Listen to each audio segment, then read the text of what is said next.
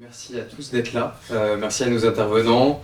C'est un plaisir de pouvoir organiser cette conférence sur les protéines alternatives à l'ENS. Donc, l'idée de cet événement est donc de parler un peu du futur de notre alimentation et de comment elle va être produite. On a la chance d'avoir un chercheur donc en visio qui va commencer par présenter un peu ce qu'est l'agriculture cellulaire, ce que sont les protéines alternatives, les différents enjeux qui seront liés à ces innovations-là. Et par la suite, on va avoir la chance d'avoir donc Maya qui a cofondé Nutropie. Nutropie, c'est elle vous expliquera bien mieux que moi par la suite ce qu'est Nutropie. Clémentine qui est Chief of Staff chez Gourmet et Olivier Thomas qui est directeur exécutif chez Génocol. Donc je vais laisser Tom peut-être commencer sa présentation. Super. Vous m'entendez bien? Ok. Bonjour à toutes et à tous, merci pour votre présence. Donc, pour me présenter rapidement, je m'appelle Paul Spallier, je suis doctorant en économie.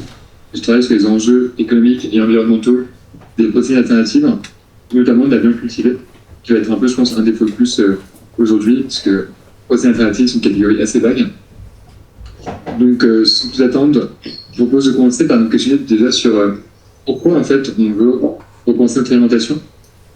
Je pense que peut-être pas entre vous, on a déjà entendu parler de l'impact sur l'environnement de la consommation de viande. Et donc, je vous ai mis ici quelques données. Il y a un papier récemment, en 2020, qui a été publié et qui suggérait que, à elle seule, la consommation de viande pouvait empêcher d'atteindre les objectifs climatiques des accords de Paris de 1,5 et 2 degrés. C'est-à-dire que même si on arrivait à totalement arrêter l'énergie fossile, par ailleurs, plus de voitures thermiques, etc., juste des émissions de gaz à effet de serre liées à la consommation de viande suffirait à empêcher d'atteindre les objectifs climatiques. Par ailleurs, bien que les produits animaux représentent 70% des terres agricoles et émettent 30% utilisent 30% des ressources d'eau et émettent 12 à 20% des émissions de gaz à effet de serre, ils ne produisent que 18% des calories en alimentation et 37% de protéines. Donc c'est un système qui est largement sous-optimal, mais on n'est pas juste limité aux impacts sur la santé, pardon, sur l'environnement, il y a aussi d'autres impacts. Donc d'abord sur la santé, avec les risques de zoonoses, donc de maladies qui sont transmises des animaux à l'homme, comme ça a été le cas par exemple en 2009 avec la grippe porcine, comme c'est le cas parfois avec la grippe aviaire, qui heureusement est assez peu transmissible de l'animal à l'homme, mais quand c'est le cas, elle est souvent extrêmement létale. Donc il y a des vrais enjeux sanitaires en termes d'épidémie et éventuellement de zoonoses, plus la question de l'antibiorésistance, puisque aujourd'hui de 50% à 70% des antibiotiques sont utilisés pour les animaux d'élevage, qui font également une bonne raison de questionner notre consommation actuelle. Et enfin, bien sûr, les enjeux éthiques que tout le monde a en tête, j'imagine, lorsqu'on parle des enjeux de la viande, avec beaucoup d'animaux élevés en élevage intensif, notamment quand on parle de viande de cochon ou de poulet. Bref, on est un peu dans cette situation où la viande pose beaucoup de problèmes, et on mange beaucoup, et a priori, on n'est pas prêt d'arrêter. Et ce qu'on voit, c'est qu'en fait, il est très difficile pour les gens de changer leurs habitudes alimentaires. Je vous ai mis en haut un graphe qui correspond à la part de végétariens de la population en France en 2020. Donc, comme vous pouvez le voir, il y a beaucoup de gens qui se disent omnivores, donc qui font de la viande tous les jours ou presque. Il y a quelques personnes qui diraient végétariens, donc qui consomment de la viande pas tous les jours, mais qui sont végétariens, soit plusieurs fois par semaine, ou une fois par semaine ou moins. Et si on regarde vraiment les gens qui ne mangent pas de viande, on a à peine, en gros, 1% de végétariens et 0,2% de véganes. Donc c'est peu, surtout par rapport aux besoins et réduction de viande qui sont nécessaires. Donc on voit que c'est compliqué de les gens adopter une alimentation végétale. Et par ailleurs, les preneurs de décision sont souvent un peu hésitants à mettre en place des politiques coercitives parce qu'elles ne sont pas super bien acceptées par la population. Vous avez peut-être en tête les débats qu'il y a eu par rapport aux plats végétariens dans les cantines. Ça fait régulièrement scandale quand ça devient la norme. Même pour le proposer en tant qu'alternative, 2 fois par semaine, c'est pas évident et il y a des propositions de loi qui sont rejetées quand il s'agit d'étendre cette option végétarienne dans les cantines. Donc c'est difficile. Et par ailleurs, les taxes carbone vont être un autre outil pour intégrer dans le coût de la viande, taxes sur l'environnement, etc. Ne serait soutenu par la politique. Et donc de même, les responsables politiques ne sont pas trop enthousiastes à mettre ça en place. Et c'est là qu'interviennent les protéines alternatives qui sont diverses et variées. Donc on parle souvent de viande végétale, par exemple les steaks Beyond Burger, vous connaissez peut-être, ou même des steaks de soja plus ou moins réalistes. En fait, une alternative, c'est une catégorie qui est encore plus vaste et qui va inclure aussi la viande cultivée, dont on va pas parler aujourd'hui, la fermentation de précision, dont on va également parler, je pense, notamment avec Maya et également les microprotéines, les insectes, deux types de protéines que je n'ai pas forcément mentionné. Mais aujourd'hui, on va surtout se concentrer sur la viande cultivée. Donc, les protéines alternatives, c'est pas nouveau en tant que tel. Si on regarde par exemple le tofu, le tempeh, on retrouve les utilisations millénaires de ces produits qui remplacent la viande. Si on parle de 7 ans, donc nous on a l'impression que c'est à peu près récent, parce qu'en France on trouve que depuis peut-être une trentaine, quarantaine d'années, mais en Chine on en mange depuis à peu près le 6e siècle. Donc 7 ans c'est à base de blé, c'est du gluten de blé. Donc voilà. Et on trouve aussi d'autres types de protéines alternatives. À la fin du XXe siècle, on va avoir ce qu'on appelle des protéines de soja texturées, qui est en gros quelque chose d'un peu filandreux qui, dans la cuisine, peut ressembler un peu à l'aspect de la viande. Et souvent, en fait, c'est que récemment, on a une accélération de ces protéines alternatives avec des produits qui se veulent de plus en plus réalistes. Et un peu, on va dire, le summum de ça, c'est la viande cultivée, qui passe vraiment, pas seulement à imiter la viande, mais à être de la viande, mais produite de manière différente. Et donc, le premier prototype date de 2013, et aujourd'hui, on a environ 150 entreprises, un peu moins, qui produisent de la viande cultivée, ou sont dans le processus de production de la viande cultivée. Donc, pour expliquer un peu ce que c'est la viande cultivée, j'ai piqué cette super infographie sur le site de Agriculture sur la France. Donc, les méthodes de production peuvent varier d'une entreprise à l'autre, avec parfois des choses en plus, des choses en moins, des choses qui se font différemment.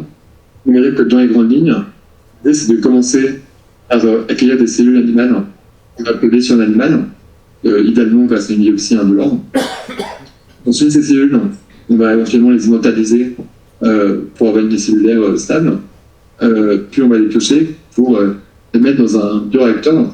C'est une sorte de grosse cube, un peu comme les alambics pour faire de la bière, ou juste une grosse cube en acier, quoi. En acier en métal, pardon. Et donc, quand elles sont dans ces bioréacteurs, ces cellules, on va leur donner un milieu de culture qui va être composé de nutriments, comme les acides aminés, du glucose, et aussi d'autres protéines et facteurs de croissance qui vont aider les cellules à se multiplier et éventuellement à se différencier.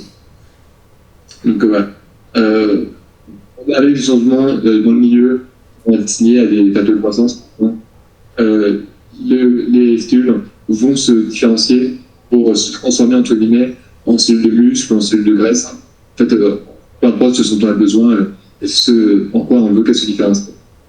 Ensuite, on récolte ces cellules pour les travailler et les faire ressembler à des produits qu'on connaît, comme steak haché, saucisses, nuggets de poulet, par exemple.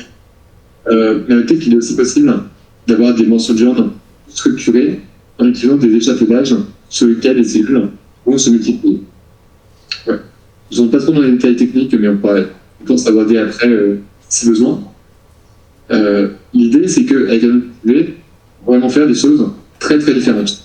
On va vu de faire du steak haché, ou faire des abats, et donc gourmet et clémentine, pour en parler, j'imagine, avec le foie gras qui produisent. De faire du poisson, de faire des viandes exotiques, dans le sens où on n'est pas obligé de se limiter à des animaux qu'on connaît, comme du steak de bœuf ou de la viande de cochon. Il y a quelques entreprises, par exemple, qui font des animaux un peu plus exotiques, souscrivant à l'entreprise Bao, qui fait, je crois, je peux me corriger, mais voilà, des viandes un peu plus rares comme kangourou, autruche, etc.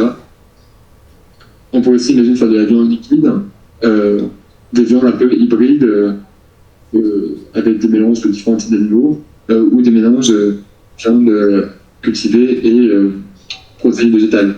Après, par exemple, qui serait à 10-20% faites de cellules et 80% de viande végétale, qui permettrait de limiter le coût, par exemple, de production. Et plus largement, l'agriculture cellulaire, dans laquelle s'intègre la viande cultivée, permet aussi de produire des protéines de lait d'œufs ou d'autres protéines d'intérêt comme la présure ou l'insuline. Et en fait, on fait déjà ça depuis des années, produire de la présure ou de l'insuline de cette manière, mais récemment, on essaie de l'appliquer pour des productions encore plus alimentaires, comme les protéines de lait pour faire du fromage ou des glaces. Donc un petit mot d'ailleurs sur la fermentation de précision. L'idée en fait, ça va être de modifier des micro-organismes pour transformer en sorte de petites usines de production. Pour ce qu'on faisait déjà pour l'insuline et une partie de la présure qui est utilisée pour les productions de fromage. Donc l'idée c'est en modifiant votre micro-organisme, vous allez lui faire fabriquer une protéine d'intérêt qui vous intéresse, et donc par exemple vous allez modifier une protéine, un micro-organisme pour qu'il se mette à produire des protéines de lait en échange de l'énergie que vous lui donnez, et donc du coup vous avez des protéines de lait qui ont été produites sans avoir besoin d'utiliser une vache. Donc je pense que s'il y a plus de questions là-dessus, on parlait avec Maëlle tout à l'heure qui ferait bien le sujet et bien mieux quoi. Donc, une fois qu'on a dit ce qu'elle a cultivé, la question c'est est-ce que ça permet vraiment de répondre aux enjeux qu'on a évoqués en début, à savoir l'impact environnemental de la viande, les enjeux sanitaires et les enjeux éthiques. Donc, sur l'impact environnemental, les études sont encore assez rares. On a environ peut-être 4-5 années cycle de vie très bien cultivées, et la plupart sont assez prospectives parce qu'elles se basent sur un certain nombre d'hypothèses qu'il n'est pas difficile d'estimer si elles sont juste ou pas, parce qu'on n'a pas encore d'usine de production à grande échelle de viande cultivée. Donc là, je me base sur une des dernières études en date qui utilise en partie des données issues des entreprises, mais qui a aussi un certain nombre d'hypothèses. Comme je le disais, il n'y a pas de production industrielle. Mais globalement, si on compare la viande cultivée par rapport à la viande de bœuf, elle est meilleure dans toutes les dimensions, que ce soit en termes de changement climatique, d'usage des terres, de pollution de l'air, acidification de pollution des eaux douces, etc. Par contre, elle demande plus d'énergie. Si on compare par rapport à la viande de poulet ou la viande de cochon, il y a pas mal d'items où on va observer un avantage, typiquement sur l'impact environnemental du changement climatique, notamment sur l'utilisation des terres, c'est extrêmement important, je pense. Par contre, sur d'autres, on voit que c'est pas forcément mieux, typiquement l'utilisation d'eau bleue. Le bleu, c'est pas tellement l'eau. Enfin, l'eau, c'est vraiment l'eau qu'on prend dans les nappes phréatiques, et pas juste l'eau qui tombe du ciel, etc. Un autre impact, un phrase comme ça prend bien, c'est sur l'eutrophilisation, donc qui peut goûter à des problèmes en termes de biodiversité, notamment parce qu'il y a l'utilisation de l'eau douce. Par contre, c'est l'utilisation de l'eau de mer, il y a moins de problèmes. Donc en gros, qu'est-ce que ça nous dit là, c'est que la viande cultivée a a priori le potentiel de réduire l'impact environnemental de la viande, notamment la viande de bœuf, possiblement la viande de poulet et de cochon sur la plupart des aspects, sauf certains. Sur certains aspects, l'amélioration est vraiment énorme, notamment l'usage des terres, ce qui n'est pas négligeable parce que si on a besoin de moins de terres, on déforeste moins. On peut même se dire qu'on va utiliser des terres pour reforester et donc avoir de la captation de carbone. Donc en fait, potentiellement, l'impact sur l'émission de gaz à effet de serre est beaucoup plus important que ce qui est indiqué là, grâce à la possibilité de reforester capter du carbone en utilisant moins de terre. En revanche, il y a un enjeu central qui va être la question de l'énergie, puisque comme la viande cultivée demande beaucoup plus d'énergie que la viande conventionnelle, ça implique qu'on ait une énergie propre pour obtenir des résultats positifs. Si vous avez une énergie qui est très lourdement carbonée parce que vous dépendez du charbon ou du pétrole, le bien cultivé aura un impact pas beaucoup mieux que la viande, voire même bien pire de certains aspects. Et il y a vraiment un besoin de l'énergie propre, dans le sens décarboné, si on veut que la viande cultivée ait un sens d'un point de vue environnemental, ce qui tombe bien dans la mesure où c'est la direction globale vers laquelle on devrait se diriger en tant qu'humanité, si on ne veut pas subir un changement climatique dévastateur. Donc ça, c'était pour l'impact environnemental en quelques mots. On peut revenir parler tout à l'heure, j'imagine. Pour ce qui est de l'impact éthique, bon, ça paraît assez intuitif de dire qu'on a besoin de moins d'animaux pour produire 1 kilo de viande cultivée que pour produire 1 kilo de viande conventionnelle. La question, c'est à quel point on a besoin de moins. Bon, il n'y a pas d'estimation très précise. Là, je me base sur un papier de 2020. Souvent, ça va dépendre en partie de l'animal sur lequel on va prélever les cellules et de la qualité de la lignée cellulaire. Et ce qu'on va utiliser, c'est d'une part la capacité, un nombre de fois où les cellules peuvent se multiplier, et ensuite le rendement en masse qu'on va avoir avec ces cellules. Et donc, en fonction de ces paramètres, l'étude estime qu'une biopsie permet de remplacer l'abattage de 20 jusqu'à 13 millions de bovins. Donc, c'est une seuil un peu large, hein, comme je disais, c'est encore qu'une hypothèse. Et c'est dû au fait qu'il y a un caractère exponentiel, puisque si vous pouvez doubler vos cellules quelques fois de plus, ça diminue énormément le nombre d'animaux que vous avez besoin. L'idée, c'est comme on doit dire que théoriquement, la viande cultivée permet en effet de drastiquement réduire le nombre d'animaux dont on a besoin, ce qui est une bonne nouvelle à la fois en termes de souffrance animale, étant donné qu'il n'y a pas des animaux qui ont des conditions où on peut estimer que leur vie est globalement plus négative que positive à cause de l'élevage intensif. Et moins d'animaux, c'est aussi une très bonne nouvelle pour ce qui est des risques de zoonose et d'épidémies que les animaux peuvent avoir entre eux et éventuellement ensuite transmettre à l'homme. Sachant que pour ce qui est de l'utilisation d'antibiotiques, a priori on peut produire de la viande cultivée sans antibiotiques, c'est en tout cas la promesse de beaucoup d'entreprises du secteur, qu'il faudra vérifier dans les faits, mais il semble que ce soit possible. Et même si elles ont besoin d'antibiotiques, ce sera dans des proportions bien moins élevées que la viande conventionnelle. Donc voici on est un peu pour comment la viande cultivée peut a priori répondre aux enjeux qu'on a évoqués en début de présentation. Maintenant la question c'est est-ce que les gens voudront de la viande cultivée? Donc il y a pas mal de variabilité d'un pays à l'autre, même au sein d'un pays, d'une population à l'autre. Je vous ai pris ici les chiffres d'une étude qui a été réalisée par le Eurogroup for Animals and Group for Animals, qui visait à comparer la volonté d'habitants de plusieurs pays européens d'essayer de la viande cultivée. Donc ici, on parle bien de la question de vouloir essayer, ce qui est finalement assez faible par rapport à dire j'aimerais consommer tous les jours ou j'aimerais en acheter régulièrement. C'est juste essayer.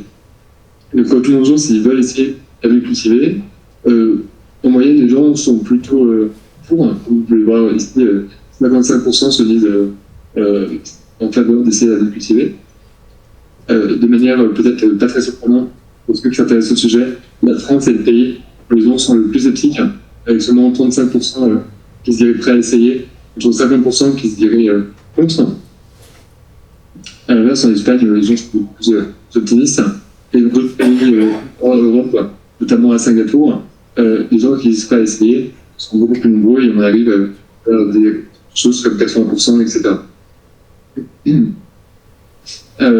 Donc là, je vais pas dire les différences entre les pays, mais quand on regarde même dans une même population, c'est pour ça qu'en général, les jeunes sont beaucoup plus prêts à essayer et consommer la viande cultivée que les personnes plus âgées. Les hommes sont plus intéressés que les femmes.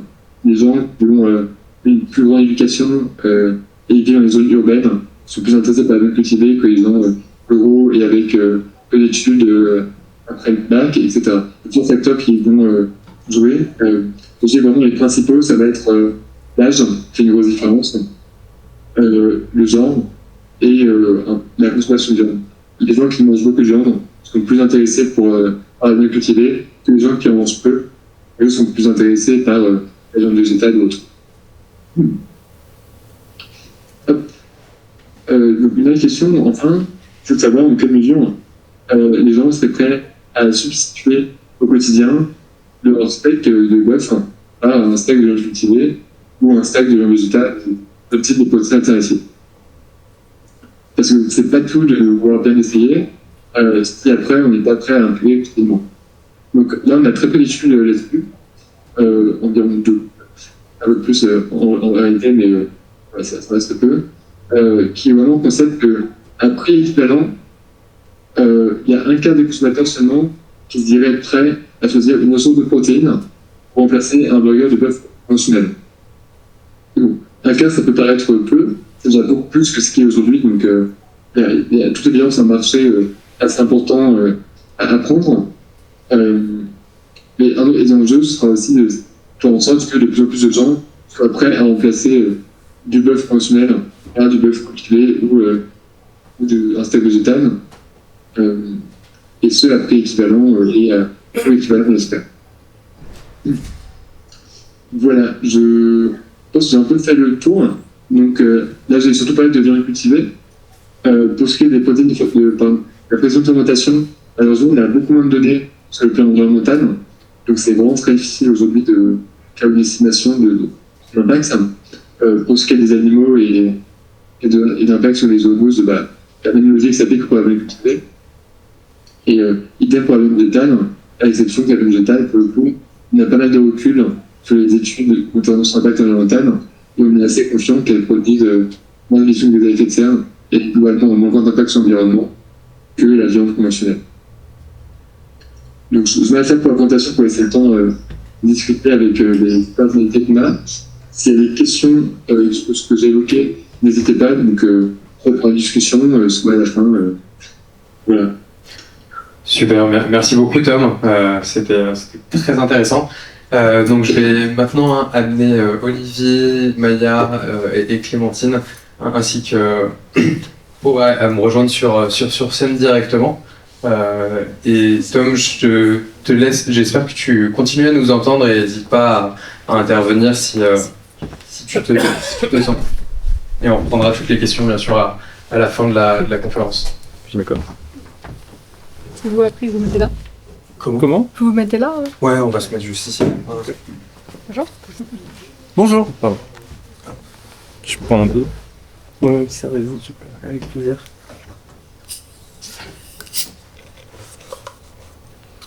Génial.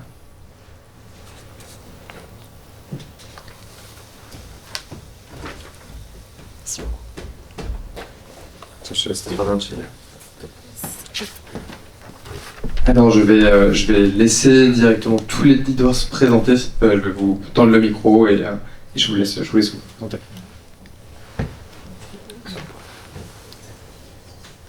Merci beaucoup. Est-ce que vous m'entendez bien ? Merci beaucoup de nous inviter, de nous recevoir. C'est ma première table ronde.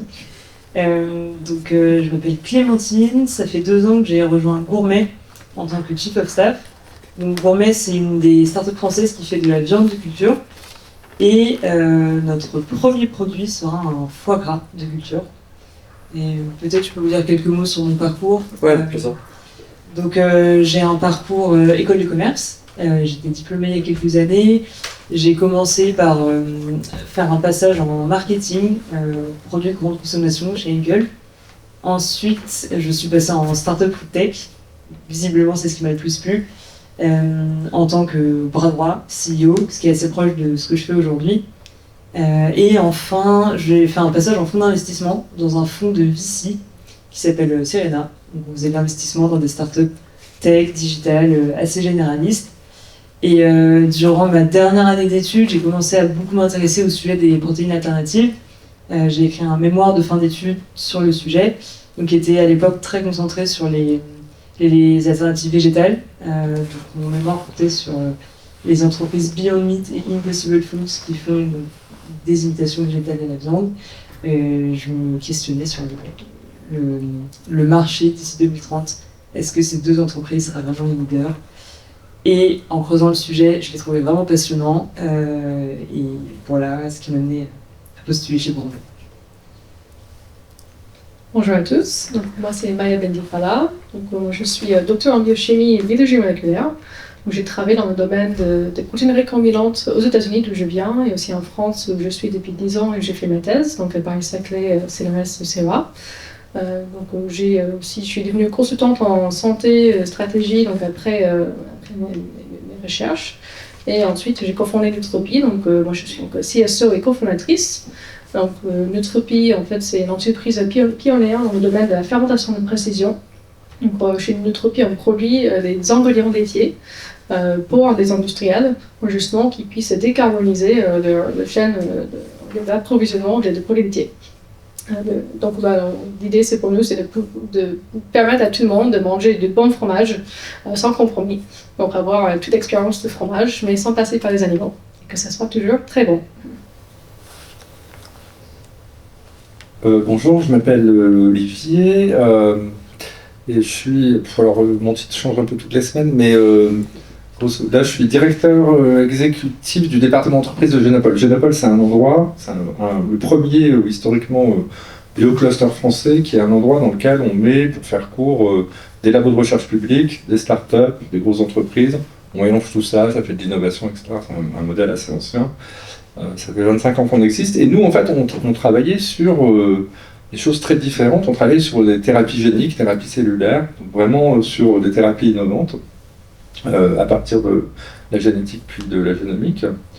Et puis un jour, on a eu des boîtes qui sont venues nous voir et qui faisaient des trucs bizarres en disant tout ce que vous faites, toute la logique de biotechnologie qui est la vôtre nous intéresse, mais nous, on ne veut pas du tout adresser des marchés de médicaments, de pharma, etc.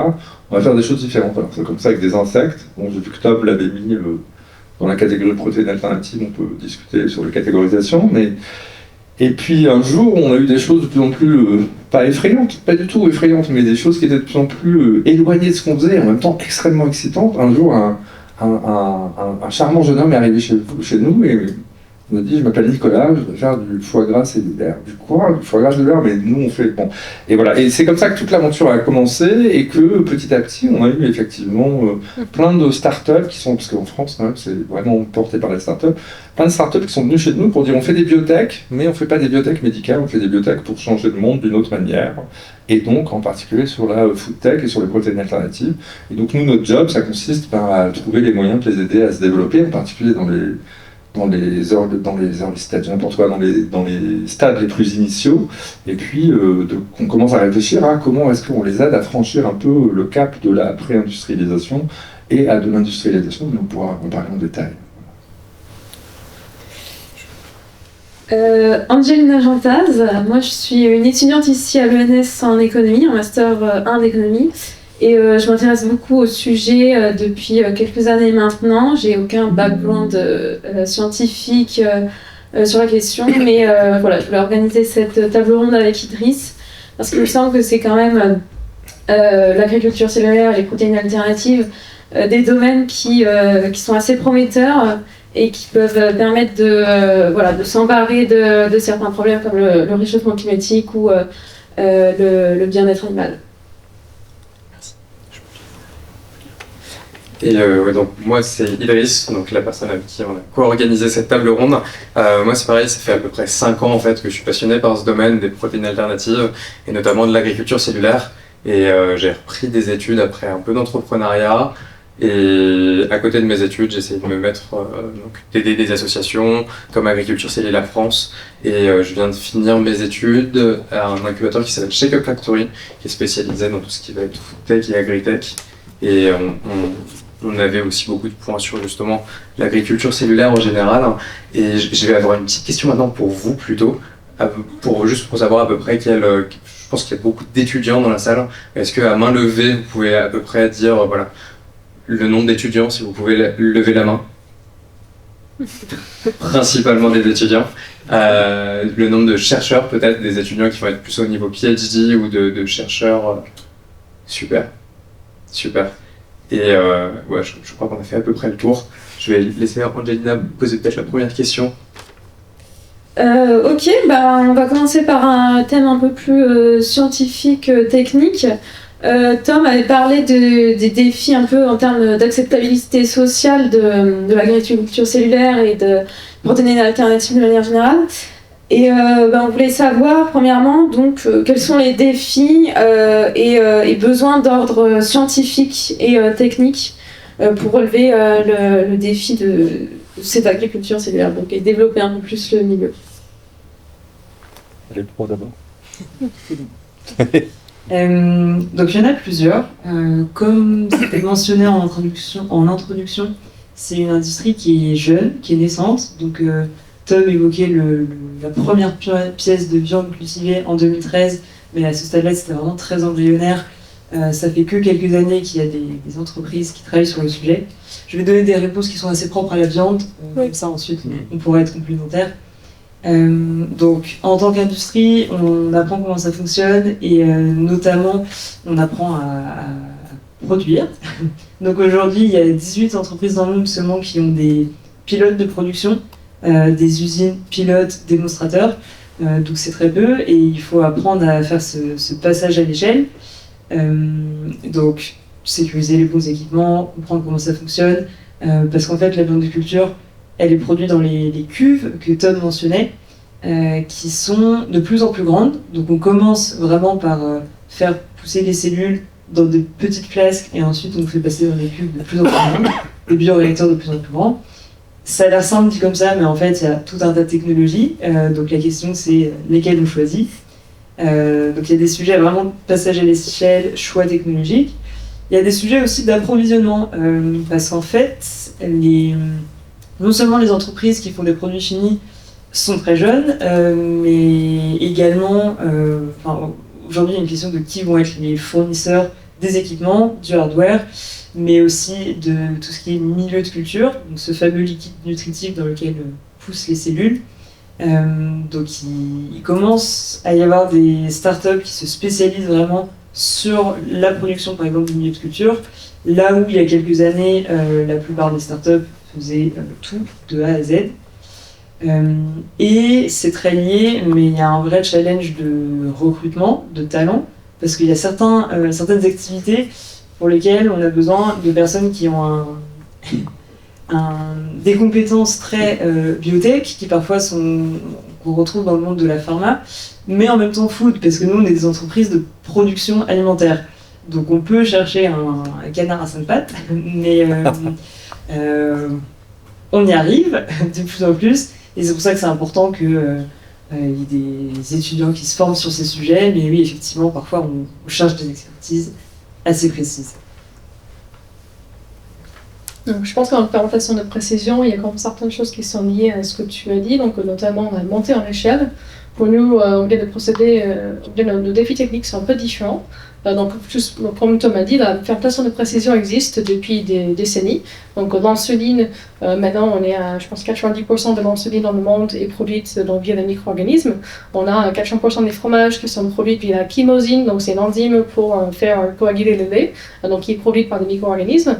Donc, en fait, on a déjà, c'est juste 2 exemples, mais ouais, plusieurs exemples des protéines qui sont produites par des micro-organismes, qui sont produites à très grande échelle, on parle des centaines de milliers de litres. Par contre, chaque procédé est individuel en fonction de ses protéines, donc ça c'est déjà une chose à faire. Pour chaque protéine qu'on souhaite développer, il faut travailler son procédé, chaque souche est différente. Et aussi, une deuxième, donc ça c'est une partie. Une deuxième chose aussi, il faut bien s'assurer d'avoir accès aux fermenteurs, parce que même si on va dire qu'il y a plus de plantes pilotes dans le monde que chez normalement de la viande cultivée. Il y a toujours on va dire un manque de fermenteurs global aujourd'hui. C'est pour ça qu'il y a des entreprises qui se lancent notamment sur la construction des plantes commerciales, comme Liberation Labs par exemple. Ils ont obtenu des dizaines de milliers de dollars de financement justement pour créer des usines partout dans le monde, pour aider ce domaine à se développer. Donc on a comme besoin d'avoir un lieu où produire le micro-organisme. Et autre chose aussi, on va dire, c'est un défi de toutes les entreprises, c'est que vu qu'avant, on produisait des protéines de très haute valeur, notamment pour l'industrie pharmaceutique, on pouvait avoir, on va dire, des rendements, donc un taux de protéines qu'on obtient à la fin de tous les procédés qu'on s'est purifiés, qui était plus bas, parce qu'on avait un prix très élevé. Et maintenant qu'on est en alimentaire, il faut qu'on augmente nos rendements pour justement faire baisser des coûts et donc pouvoir rentrer sur le marché alimentaire. Donc ça, c'est voilà, plutôt l'enjeu de la fermentation de précision appliquée à l'alimentaire. Donc grâce aux avancées techniques dans le domaine de la biologie synthétique, voilà, c'est des choses qui sont maintenant faisables, mais voilà, c'est des choses sur lesquelles on travaille tous dans le domaine voilà, pour arriver à avoir des produits vraiment qui vont être sur le marché au prix abordable pour les consommateurs. Non, juste un mot là-dessus parce que ce que ni Clémentine ni Maya disent, parce que ce sont des stars, enfin pas elles personnellement, mais les entreprises qu'elles représentent, c'est que c'est un vrai sujet, cette montée à l'échelle, et c'est un sujet d'infrastructure, et c'est un sujet de financement d'infrastructure. Et nous, ce qu'on essaye de faire un peu à Genopole, c'est de dire comment est-ce qu'on peut, dans ce stade pré-pilote, voire pilote, comment est-ce qu'on peut construire ou contribuer à construire des infrastructures et surtout des modèles économiques de financement d'infrastructures qui permettent effectivement à plus de startups que celles qu'on a qui sont à ce stade maintenant de pouvoir accéder à ça. Parce que le problème, il est que les fournisseurs d'infrastructures, il y en a, mais elles sont blindées complètement.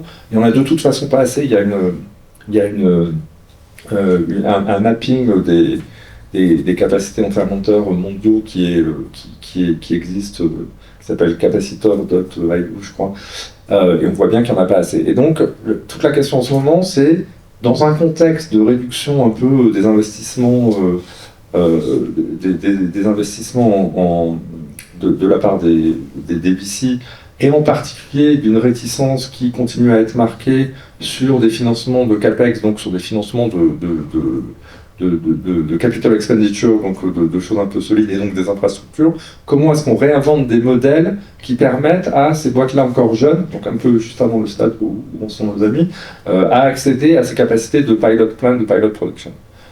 Ça c'est important, ça c'est un vrai enjeu, il faut qu'on trouve des modèles et des gens qui veulent financer ça, et c'est un peu notre défi en ce moment là-dessus. Je reviens sur une dernière chose, sur Clémentine a dit un truc qui est hyper important, les talents c'est important, et puis les talents effectivement de moutons à 5 pattes, c'est-à-dire vraiment cette idée que biotech plus food science, alors il y a des endroits où ça se fait, hein, il y a des cursus qui se créent.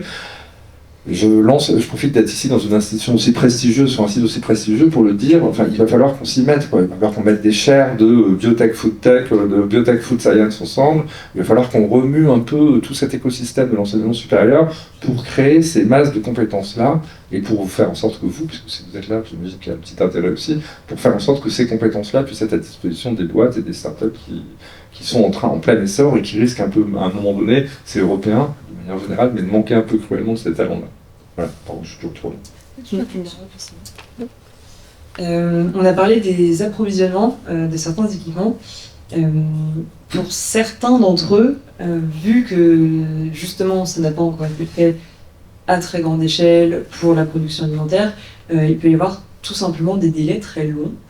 Sauf que nous sommes des startups qui doivent aller très vite, et donc parfois ça implique qu'on doit faire des choix technologiques pour dans 6 mois, 12 mois, 18 mois, c'est-à-dire quand l'équipement en question nous sera livré. On doit s'engager dès maintenant, donc ça demande d'être assez créatif et d'avoir une excellente capacité d'anticipation, mais voilà, certains équipements on peut juste pas les avoir le mois prochain, essayer, se rendre compte que c'était une mauvaise décision, et ça c'est pas possible, c'est pas possible.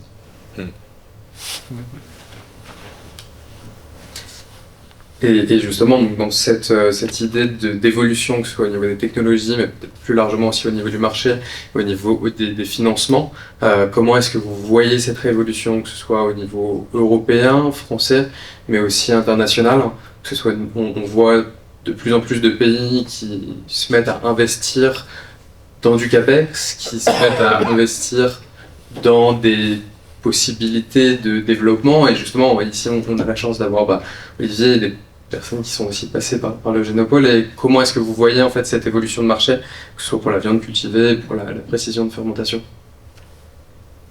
Commencer. Non, je dis 2 mots rapidement parce que du coup je vais parler un peu de France. Ce qui est bien dans ce pays, c'est qu'il y a toujours un levier qui va fonctionner, c'est le FOMO, quoi. C'est vraiment la peur de manquer. Et donc, en fait, en voyant que les Anglais commencent à mettre des stratégies qui financent, en voyant le programme Synbio Biotech de Biden aux États-Unis, lequel comporte un vrai volet agriculture cellulaire, en voyant évidemment les succès israéliens et singapouriens, en voyant que l'Espagne met de l'argent, etc. On commence, alors qu'on était dans un pays jusqu'à il y a 3 mois qui était un peu réticent à ça, et quand même, il faut le dire, grâce au groupe de pression, c'est un peu exagéré, mais grâce aux associations Agriculture Cellulaire Europe, Agriculture Cellulaire France qui portent la bonne parole, qui évangélisent, et c'est aussi un peu notre job ici aussi d'évangéliser ce genre de choses, et ben on commence à voir quand même une appétence, je suis un peu effrayé par les chiffres de Tom tout à l'heure, mais une appétence sur le fait qu'on va pouvoir avoir une stratégie nationale et européenne sur ces sujets-là. Donc moi je suis quand même assez confiant. Après, on déroule, on construit des infrastructures, on multiplie les talents, on met en exergue les superstars du domaine, etc. Ça, on sait faire. Mais on a maintenant un pied dans la porte, je pense. Et donc, l'Europe va s'y mettre, elle aussi. Bien sûr, Singapour a de l'avance, mais enfin, le first mover advantage, c'est pas une fatalité non plus. Et il y a il y a de la place pour tout le monde. Enfin, je veux dire, l'enjeu, il est tellement important, le marché, il est tellement grand, et l'acceptabilité, elle est tellement, parce que ce qui n'est pas dans le graphique de tout à l'heure, l'acceptabilité, elle est tellement en croissance sur ces sujets-là par rapport à il y a 3 ans encore, quand on va commencer à regarder ces choses-là, que je ne me fais pas de soucis, ouais, il y a un marché là. De toute façon, il n'est pas question de remplacer l'intégralité de l'industrie de la viande, ou l'intégralité de l'industrie du lait, ou l'intégralité des fabricants d'ingrédients pour les industriels. C'est pas ça, on mitige les risques. Donc on mitige les risques, il y a un marché énorme. Et, dernière chose, les 4 plus gros producteurs de viande animale, je ne vais pas dire d'animal par provocation, mais les 4 plus gros producteurs, les 4 plus gros industriels, ont des billes à un moment donné dans l'industrie de la viande cellulaire. C'est la même chose évidemment pour les fabricants de dairy. Et donc tout le monde est sur le pont.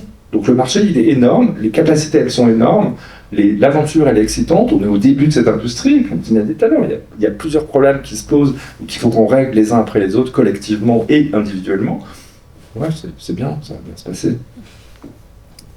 Du coup, pour continuer avec ce que disait Olivier, donc il parlait de l'Angleterre qui a annoncé la semaine dernière donc 12 millions, donc un hub de production donc qui sont encadrés par l'université de Bath. Il y a aussi les Pays-Bas qui a annoncé l'année dernière, je pense, peut-être plus maintenant, 60 millions, peut-être environ. 65. Ouais, 65 millions donc, dollars donc, dédiés donc, à la viande cultivée, la production des protéines recombinantes, aussi des huiles par exemple produites par fermentation de précision. On voit d'autres personnes, d'autres gouvernements vraiment qui mettent de l'argent sur ce sujet, comme l'unité Biden du coup, qui a annoncé 1,2 milliard, quelque chose comme ça, notamment avec des enjeux d'infrastructure. Et juste pour vous dire aussi, donc, au niveau européen, par exemple l'année dernière, ils avaient fait un appel de projet avec plusieurs thèmes. Et en fait, le thème qui a reçu le plus de candidatures, bien plus que tous les autres, était pour les protéines alternatives. Donc en fait, on voit vraiment un enjeu, vraiment plus de personnes qui voient que c'est l'enjeu, plus de personnes qui postulent. On ne sait pas encore quels sont les résultats. Est-ce que la répartition de l'argent reflète le nombre de participants? En tout cas, il y a plus de personnes qui se disent ok, il faut qu'on finance ces projets et il faut qu'on demande de l'argent pour ces projets. Oui, effectivement, des initiatives gouvernementales, il y en a pas mal. Vous avez mentionné les principales. Tout ça, c'est assez récent. Donc, en 2022, on en a vu énormément. Pour compléter encore, il y a la Chine qui a inclus l'objectif de développement de la viandiculture dans son plan quinquennal via le ministère de l'Agriculture. Donc, c'est assez important. On parle très souvent des États-Unis, d'Israël, qui sont les pays qui, jusqu'ici, ont été plus en avance dans notre industrie. Mais effectivement, soyons optimistes sur l'Europe et la France. Et, oui, nous, j'avais un dernier point, qui est qu'on appelle vraiment les chercheurs académiques à s'intéresser à ce sujet. Parce qu'aujourd'hui, il y a beaucoup de connaissances qui est dans les entreprises, dans les startups, puisque forcément, on défriche le sujet en quelque sorte, mais on a besoin de tout un panel de parties prenantes diverses et variées, des personnes comme Tom, qui a fait une présentation avant. C'est très important qu'on ait plein de points de vue différents et qu'on complète la connaissance qui vient des entreprises, mais qui n'est déjà petit. Et qui est aussi incomplète, parce qu'on a un nombre limité de personnes. Donc voilà, on fait vraiment un appel au financement de la recherche publique, aux étudiants qui s'intéressent à ce sujet. C'est important. Merci. Oui, mais pour revenir sur ce point, justement, donc actuellement, la recherche dans le privé, dans le public n'existe quasiment pas.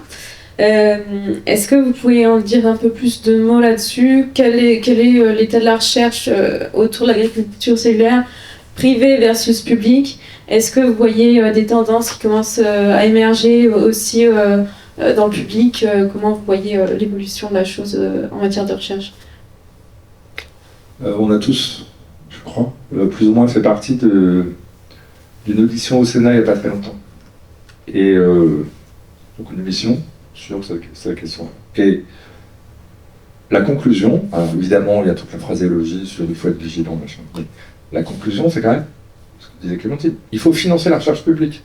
Commençons à mettre de l'argent sur la recherche publique. Donc on va commencer à mettre de l'argent sur la recherche publique. Bien sûr que tout le driving de ça a été pour l'instant les startups en France, mais on va commencer à générer nos forces, à mettre nos forces ensemble. Et donc, alors, plusieurs choses quand même. On dit la recherche, alors il y a la partie hard science, pour le dire comme ça, qui va commencer, sur lesquels il va commencer à y avoir des financements. Et s'ils ne sont pas là, ils seront aussi de l'Europe, soit dit en passant. Et puis, il y a quand même toute une tranche d'économistes, là. Tom, bien sûr, qu'on a mentionné, mais des gens comme Nicolas, des gens comme Romain Espinosa, etc., qui sont des gens qui apportent des inputs extrêmement précieux sur l'acceptabilité, sur les unités économiques, sur des choses comme ça. Bon, donc, la recherche publique commence à arriver. Évidemment, le driving de tout ça, ça a été les boîtes dont on parle aujourd'hui. Mais cette espèce d'homogénéisation et de préoccupation commune de différentes parties de la recherche commence à se faire, je crois. Justement, on peut peut-être essayer. Je ne sais pas si Tom est toujours avec nous, mais tu peux peut-être juste dire quelque chose. Tom, on t'entend. Je peux parler avec le micro. Tom, je ne sais pas si tu nous entends, mais je pense que si tu souhaites dire quelque chose là-dessus. Oui, bien sûr. Oui, merci beaucoup. Donc, pour ajouter un peu à ce que disait Olivier, bon, je suis peut-être un peu en dessous de ce que toi, Olivier, par rapport à le fait qu'on met de l'argent public suite au rapport du Sénat, puisque ce rapport n'a qu'un rôle d'information et après, il reste un choix gouvernemental à faire. Et je pense que pour l'instant, le ministre de l'Agriculture n'est pas encore très chaud pour investir dans l'agriculture privée, en tout cas en France. Comme on l'a vu, il y a ça bouge beaucoup dans d'autres pays. Je crois qu'on a encore mentionné les Pays-Bas, qui ont annoncé un investissement de, je crois que c'est 60 millions d'euros pour l'agriculture cellulaire. Donc, même en Europe, ça bouge pas mal. Et oui, je pense qu'il y a plusieurs enjeux vraiment avec la recherche publique. Il y a d'une part l'idée que si on a des connaissances publiques qui permettent, je sais pas, d'avoir des lignées cellulaires libres de droit ou de la connaissance que les entreprises peuvent s'approprier, ça peut faire gagner beaucoup de temps sur le secteur en général, parce qu'on a 150 entreprises aujourd'hui qui bossent et qui font en partie la même chose plutôt que de collaborer entre elles, tout simplement parce que les enjeux économiques et financiers derrière qui font que l'IP, la propriété intellectuelle, c'est vraiment ce qui est le plus précieux et elle ne peut pas se permettre de le partager alors que la recherche publique peut permettre ça et donc d'avoir un effet vraiment multiplicateur sur la recherche assez impressionnant. Un autre enjeu, je pense, c'est que les critiques de la vie cultivée relèvent parfois à raison que c'est encore assez opaque parce que les données elles sont dans les mains des entreprises. Ce qui fait que parfois, moi, en tant que chercheur, je suis embêté parce que je vois des communications d'entreprises qui donnent des données, mais je ne peux pas toujours matcher ces données avec des sources indépendantes et je ne sais pas comment je dois les prendre, à quel point je dois être confiant sur ce que je lis, quel regard critique je dois apporter. Je pense que la transparence, c'est aussi important vis-à-vis des futurs consommateurs. Si on espère que le produit n'est pas des suspicions de trucs un peu bizarres qui nous viennent d'ailleurs et qu'on essaie de nous imposer dans l'alimentation.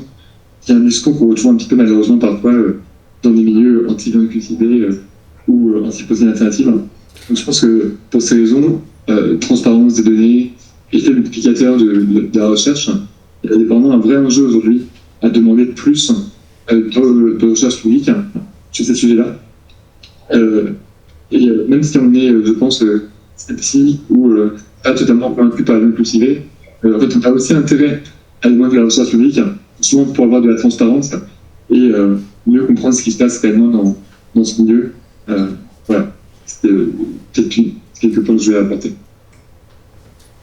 Merci Tom. Oui, peut-être que j'ai fini.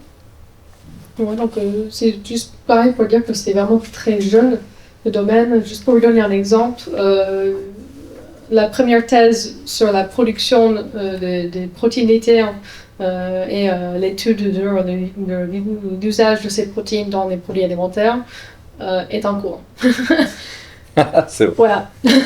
Donc ouais, c'est vraiment très très jeune. Il n'y a quasiment pas de publications sur le sujet. Les brevets qui existent portent sur très peu d'aspects. Et puis quand ça parle de ça, c'est tellement vague et tellement large des gammes que finalement, tu vois, c'est pas là où tu vas forcément apprendre comment optimiser, comme la recherche publique devrait aider. Hein. L'idée c'est qu'aujourd'hui, comme elle a dit, en fait, tout le monde travaille et il y a toujours certains sujets communs sur lesquels on aurait bien aimé avoir certaines publications, voilà, mais malheureusement on est trop en avance pour ça, donc faut attendre. Après, voilà, on sait que pour tout ce qui est, par exemple, les côtés réglementaires, ou tout ce qu'on espère voir avec tout ce qui est sciences sociales, on espère avoir plus d'entreprises qui se réunissent. Voilà, pour qu'il n'y ait pas chacun qui fasse son étude de marché ou son étude d'acceptabilité dans son coin et que ça puisse être réuni. Il y a aussi des associations comme GFI, donc The Good Food Institute, c'est une association mondiale donc qui aide vraiment à tout ce qui est protéines alternatives. Donc on parle de végétal, biomasse, viande cultivée et aussi fermentation de précision. Et souvent ils font même des appels aux entreprises du secteur où ils demandent des informations en anonyme pour justement aider à identifier les points clés et ensuite financer les choses qui manquent pour tout le monde. Ouais. On commence à voir des initiatives pour aider à trouver des white spaces, mais ouais, en tout cas il en reste forcément plusieurs parce que c'est très jeune. Merci. Et effectivement, quand on parle de recherche, on peut parler de la science, de la tech, de l'acceptation consommateur, de l'impact environnemental. Les études que Tom présentait, en fait, ce sont les plus avancées, les plus crédibles. Et une fois qu'on s'intéresse à cette industrie, je pense que tout le monde on les connaît par cœur. Enfin, il y en a assez peu finalement. Donc effectivement, le GFI, c'est une très bonne source de contenu. C'en est une, il faudra qu'il y en ait d'autres. Mais en tout cas, ils ont fait des études sur l'acceptation consommateur dans certains pays européens. Donc c'est un début, c'est déjà intéressant. Et pour tout ce qui est de la recherche sur l'impact environnemental, c'est aussi normal en quelque sorte que ce soit peu développé aujourd'hui parce qu'en fait tout est très prospectif. L'étude que Tom présentait, pourquoi est-ce qu'elle est aussi pertinente? C'est parce que c'est la première qui va vraiment chercher la donnée auprès d'entreprises. Donc il y a eu 15 entreprises de la chaîne de valeur en général de la viande de culture qui ont participé. C'est très bien, ça reste un échantillon de 15, donc qui n'est pas non plus énorme, et qui en plus de ça est prospectif. Donc il y en aura probablement beaucoup plus dans les années à venir. C'est normal, ça va s'étoffer, et on fait tout pour. Et justement, quels sont un peu vos échanges? Donc je pense que GFI est vraiment une très grande source de contenu. D'autres organismes essayent de faire aussi un peu le lien entre les étudiants et les entreprises. Je pense notamment à Cultivate Nucleate, qui est un hackathon en fait spécialisé dans l'agriculture cellulaire. Et je voulais savoir un peu quels étaient vos liens, notamment principalement avec GFI, parce que ça reste le plus grand acteur actuel en termes associatifs sur ces thèmes-là. Quels sont vos échanges entre startups et ce genre d'organismes? En fait, ils sont à l'écoute. Donc, si on a une demande de quelconque, on peut écrire et dire voilà, je cherche telle personne. Ils ont un listing où on peut mettre nos offres d'emploi. On peut rechercher d'autres entreprises si on cherche, justement, tu parlais des difficultés à créer un écosystème. Parce que voilà, l'industrie ne se crée pas seule. Il n'y a pas juste une entreprise qui peut tout faire. Donc, on doit trouver des personnes qui peuvent nous aider sur d'autres parties de la chaîne de valeur. On peut identifier d'autres partenaires via de l'annuaire. On peut trouver ce qu'on appelle les white space qui nous intéressent, essayer de trouver des personnes qui vont travailler sur ces white space. Après, ils font aussi des événements. Donc, ouais. Il y a plein de façons en fait avec qui on peut interagir avec eux. Donc, il me semble que le Cultivate Hackathon, ils ont un événement ce week-end. Oui, tout à fait. Ouais, je pense que si mais je pense que pour nous, c'est dans la nuit de vendredi soir. Mais si jamais, il me semble que l'inscription est gratuite. Ouais. Si vous voulez écouter, il y a des pitchs aussi. Voilà, donc n'hésitez pas à chercher. Ça se trouve, vous pouvez participer aussi. Pour envoyer un petit lien. Ouais. Et oui, après pour nous, on sait que par exemple l'Agriculture Cellulaire France, donc d'ailleurs qui a été donc cofondée par mon associé, mon associé Nathalie Roland, ils font aussi des interventions donc, dans les écoles pour essayer d'expliquer un peu plus qu'est-ce que c'est l'agriculture cellulaire, voilà, quels sont les enjeux, etc. Donc voilà, nous on est toujours ouverts que les étudiants viennent nous voir, on a souvent des stagiaires ou d'autres jeunes. Voilà, donc, et on cherche aussi un stagiaire bras droit, si jamais il y a quelqu'un. Je peux postuler. Oui, effectivement, c'est ça. Eux, ils ont beaucoup d'actions de pédagogie, de sensibilisation. Donc, pas mal d'organisations par lesquelles Idriss est passé, notamment. Si vous voulez jeter un œil à son LinkedIn. En plus de ça, que dire d'autre? Nous, on peut leur fournir des données. Donc, ça peut être extrêmement basique, hein, juste être recensé en tant qu'entreprise, mettre à jour notre logo, notre nom d'employé, les produits sur lesquels on travaille, ce genre de choses. Parce que ce sont eux qui agrègent ces données, ils vont faire des bases de données très simples à lire, grand public, accessibles gratuitement. C'est vraiment l'intérêt, c'est leur mission. Et à côté de ça, nous, on est ravis de lire leur contenu, leur littérature. Je trouve assez qualitatif. Oui, ce qui me fait penser d'ailleurs que le GFI vient de sortir leur State of the Industry sur les 3 piliers de la fermentation, n'importe quoi, les 3 piliers des protéines alternatives. Soit dit en passant d'ailleurs, ça me fait penser, le truc intéressant c'est qu'ils viennent d'ajouter un 4e pilier. Et que c'est aussi ce qui est intéressant dans le champ, c'est que il y a des familles technologiques qui émergent comme ça, et dans lesquelles des startups émergent par vagues. Là en ce moment, depuis 1 an et demi, on a à peu près 15 startups de fermentation de précision tous les mois qui sortent. Et l'hybridation des technologies, c'est pas gourmet que je vais l'apprendre, mais l'hybridation des technologies, c'est un vrai sujet aussi. Et le GFI est quand même très porteur de ça aussi. Ça nous permet toujours de dézoomer, d'avoir un regard sur ce qui se fait un peu partout. Et puis, moi je trouve qu'ils ont une vraie vocation, en tout cas pour nous. Alors nous, on est un peu particulier, vous l'avez compris, on n'est pas d'une boîte, mais ils ont cette vertu-là de porter un peu la bonne parole réglementaire. Ça, je trouve ça important. Ils ont une équipe, ils ont des équipes d'ailleurs, puisqu'ils sont divisés en aires géographiques. Ils ont des équipes de gens qui s'occupent du réglementaire, à Bruxelles pour les uns, mais du côté APAC pour les autres, etc., qui sont très très efficaces et qui vraiment sont très en appui de toutes les startups qui n'ont pas forcément nécessairement les compétences, enfin la capacité financière de s'adjoindre ces compétences très tôt. C'est des vrais compagnons de route, il me semble, pour toutes les boîtes qui sont ici. Et puis effectivement, tu as raison de le mentionner, Idriss, c'est pas les seuls, hein, on commence à voir éclore un peu partout un certain nombre d'organisations qui appuient sur l'un ou l'autre, et notamment sur ces questions, effectivement, moi, qui me semblent absolument dramatiquement importantes d'arriver à susciter des vocations dans les écoles, dans les universités, un peu partout dans le monde aussi, parce que au fond, c'est un peu cliché de le dire de ma part, mais c'est cette génération-là qui va porter ce déploiement-là. Et donc, il faut qu'on travaille à ça. Et ils ont cette efficacité-là, et ils sont suivis par quelques autres, petit à petit, organisations qui commencent à essaimer un peu partout. Je ne vais pas rentrer dans ma dispute habituelle avec Tom sur Effective Altruism, mais il y a eu des choses comme ça qui ont émergé aussi à Cambridge. C'est vraiment, voilà, c'est un moment intéressant, c'est vraiment le moment de rentrer dedans. Hein. Je suis un peu lourd toujours quand je dis ça, mais c'est un peu le moment pour vous de rentrer dans cet univers-là, il me semble. Merci pour vos réponses sur le sujet.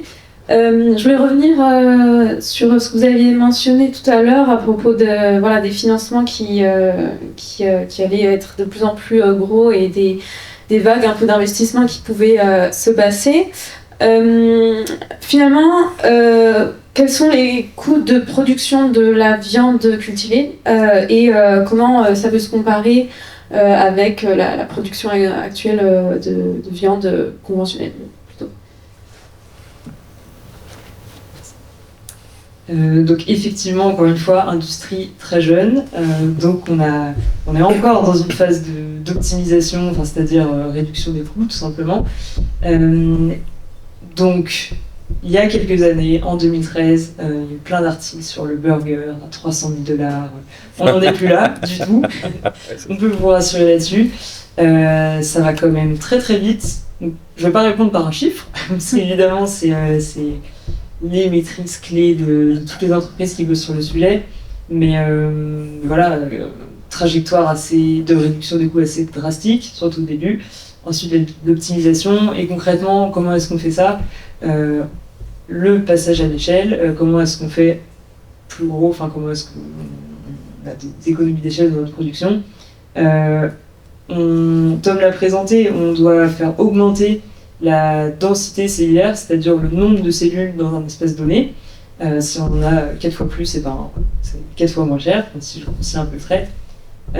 Et la deuxième chose sur laquelle on travaille beaucoup, comme absolument toutes les startups de viande de culture, c'est le milieu de culture dans lequel grandissent les cellules.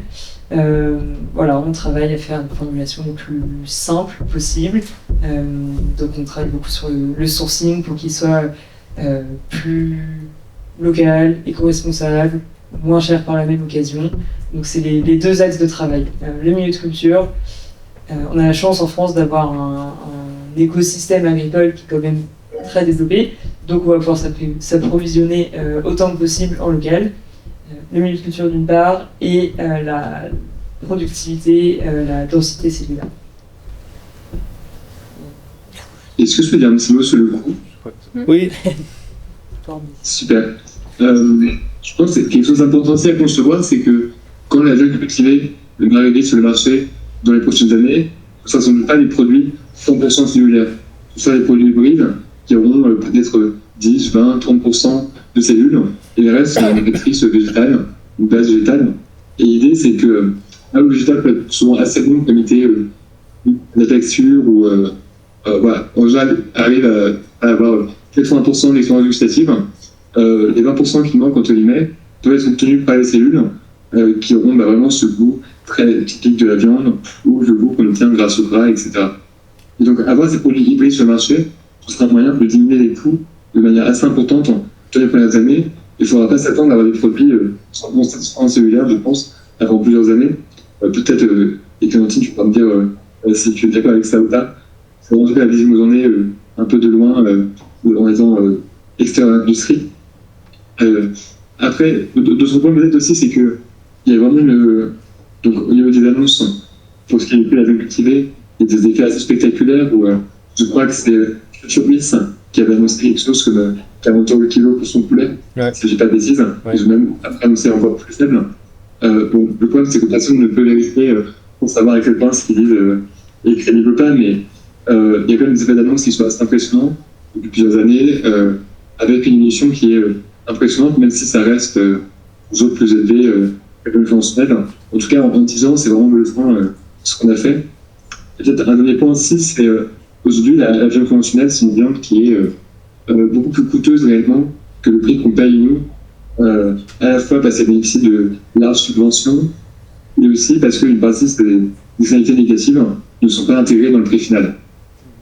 La viande cultivée, aujourd'hui, quand on parle de son prix, c'est un prix sans subvention et qui ne tient pas compte de ses bénéfices potentiels par rapport à la viande conventionnelle. Donc en fait, il y a aussi un enjeu politique derrière pour rendre le prix de la viande plus compétitive, et pas seulement un enjeu techno-économique. L'enjeu politique, ça va te dire, il faut qu'on arrive à avoir...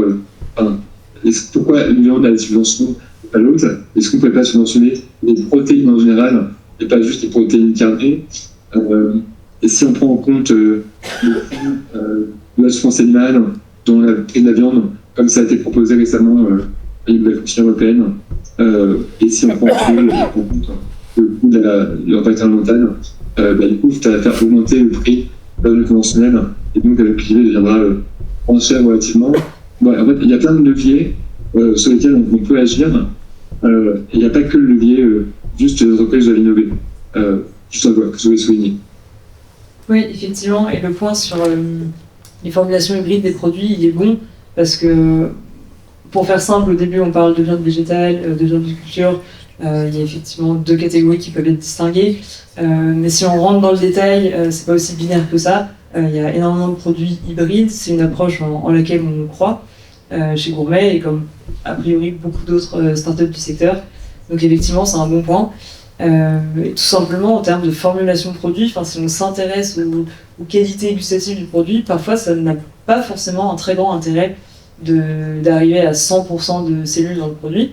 Donc selon le produit, son procédé de production, peut-être que X% sera suffisant pour avoir un super produit. Donc très aligné là-dessus. Et petit point gourmet sur le sujet, au moment où on va commercialiser notre premier produit, donc qui sera un foie gras de culture, on pourra vendre à parité de prix avec le foie gras conventionnel, c'est-à-dire à un prix qui est similaire. C'est un produit haut de gamme, c'est un produit premium, donc on va parler d'une centaine d'euros le kilo, et ce sera possible, étant donné nos coûts de production à ce moment-là, de vendre à ce prix-là sans vendre à perte. Donc ça nous donne un ordre de grandeur. Non, puis moi, c'est un peu un argument, quand il est utilisé par les contempteurs de l'agriculture cellulaire, c'est un argument qui me hérisse pas mal. Parce que, Clémentine a dit tout à l'heure, je veux dire, c'est une industrie très jeune. Alors tout le monde paye $300,000. Juste en 2013, 300 000 $, c'est 10 ans. Et tu regardes un peu les courbes, je ne sais pas si tu as fait l'exercice là, mais si tu regardes un peu les courbes, comme ça, alors évidemment c'est du déclaratif, c'est des choses comme ça, et puis l'hybridation c'est un vrai bon point, mais si tu regardes un peu les courbes de chute quand même, dans ce qui est à la fois prospectif, mais dans ce qui a été, dans ce qui est un peu établi depuis 10 ans, la pente de la courbe, elle est quand même très largement supérieure à plein d'autres développements de champs technologiques qui ont été fondés sur la baisse de prix. Pour revenir à des trucs dont je suis un peu plus spécialiste, si on regarde le prix du séquençage, par exemple, le prix du séquençage en 20 ans, eh ben, la courbe, elle fait comme ça. Alors que la courbe de la viande cellulaire, elle fait, en tout cas, de manière un peu hypothétique, certes, ou projective, elle fait comme ça. Donc, je pense qu'il faut qu'on se calme. Tout le monde travaille dans son coin, effectivement, à faire des choses qui permettent, effectivement, à la fois réduire les prix, d'augmenter des rendements, ce genre de choses, qui fait qu'on va y arriver. Enfin, je veux dire, faut pas paniquer, on met un peu de temps, mais on va y arriver. Et on met moins de temps pour ça. Je parle même pas du prix des semi-conducteurs ou des choses comme ça. Donc, on va tous prendre notre temps, faire les choses bien, arriver à faire en sorte que, effectivement, le haut du marché, c'est-à-dire les produits un peu haut de gamme, soient les premiers, effectivement, à atteindre la prix de parité avec leurs homologues animaux. Et puis, ça va bien se passer. Voilà. C'est juste que l'argument est valable, hein, mais ça va, l'industrie, elle a 10 ans. C'est rien, 10 ans pour l'industrie. Pardon. Justement, il y a de plus en plus de technologies qui se développent pour réduire ces coûts-là aussi, et on en voit pas mal se développer depuis quelques temps. C'est le molecular farming. Donc je ne sais pas si un de vous pourra peut-être expliquer ce que c'est, si possible.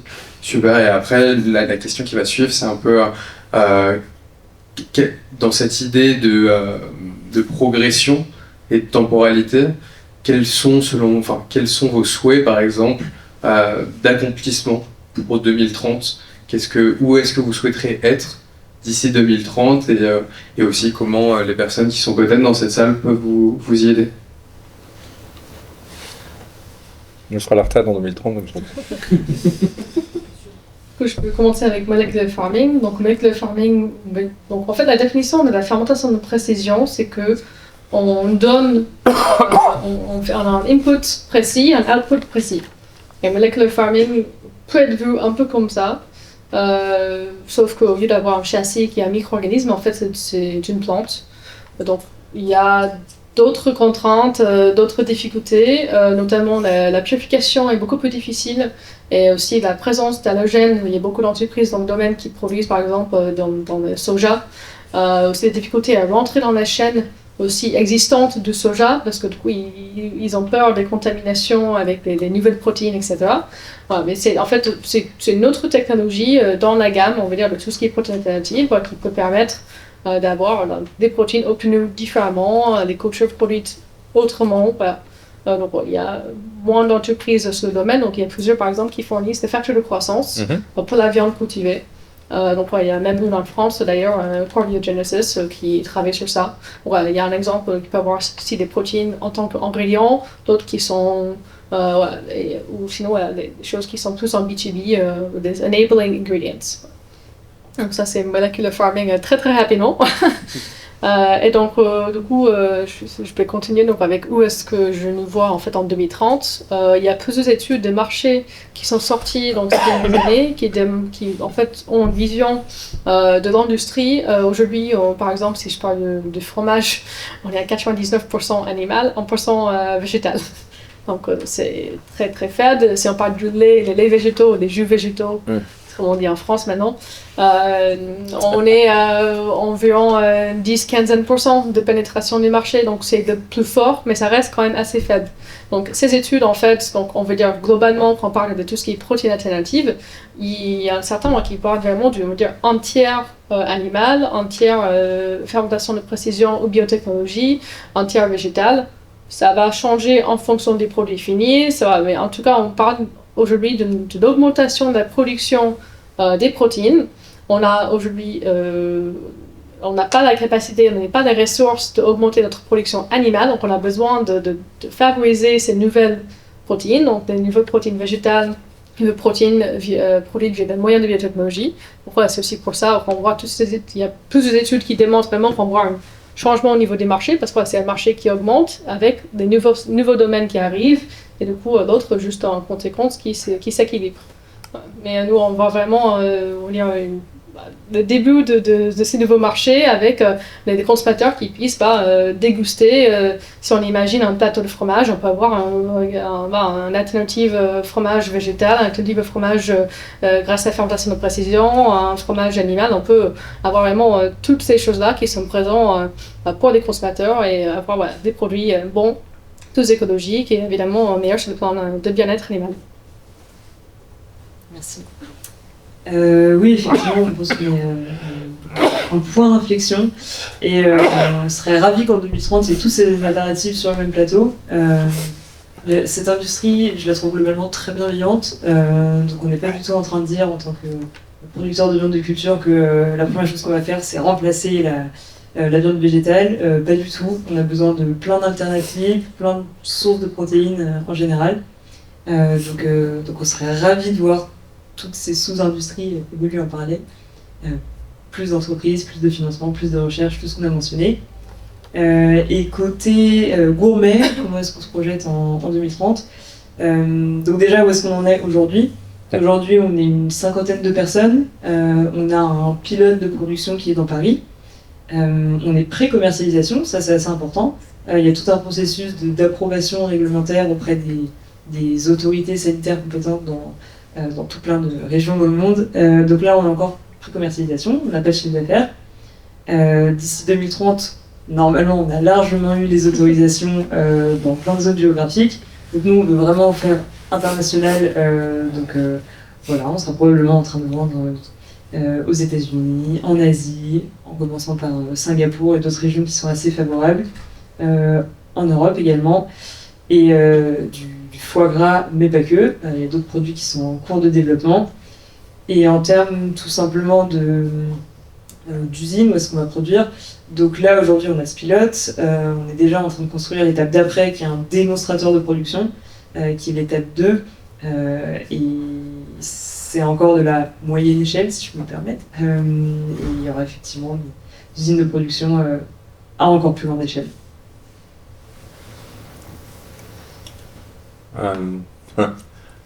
2030, c'est dans pas longtemps quand même. Non mais ça dit un truc, Clémentine, qui moi me frappe. Enfin, j'ai un peu bossé dans ton industrie.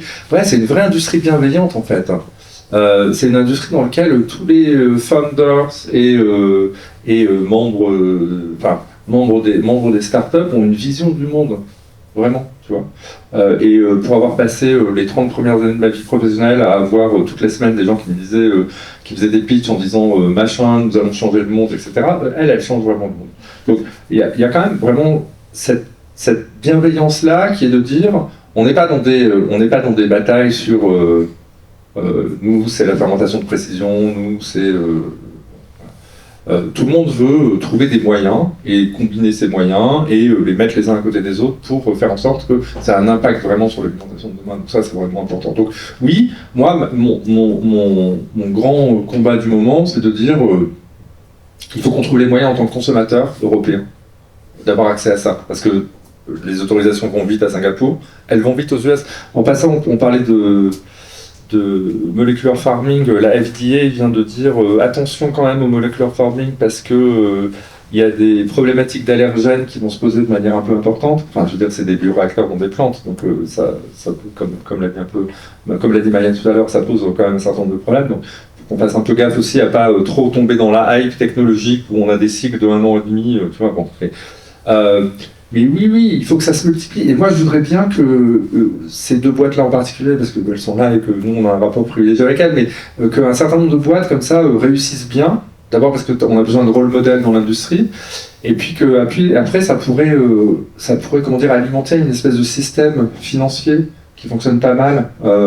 Moi, ma grande peur, c'est dans des contextes un peu tendus de financement, la next generation de start-up qui va arriver, est-ce qu'elle sera aussi bien financée que la précédente? Ça, c'est un vrai souci que j'ai. Si on a des boîtes qui font des sorties un peu au-delà de leur capacité à avoir changé le monde, mais si on a des boîtes qui font des sorties un peu importantes, qui font des exits un peu significatifs, qui se font racheter de manière vraiment un peu bien, ou qui se développent et qui font des chiffres d'affaires importants, et qui derrière réinjectent dans la construction de nouvelles générations tu vois, cette espèce de système de feedback financier et structurel qui fonctionne. Ça me va bien. J'aimerais bien que le secteur se développe.